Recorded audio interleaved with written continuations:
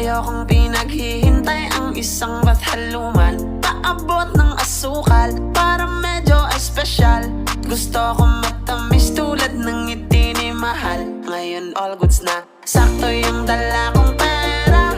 Pag-ibig ang inabot ng aking 50. Minsan talaga sasang-ayon ang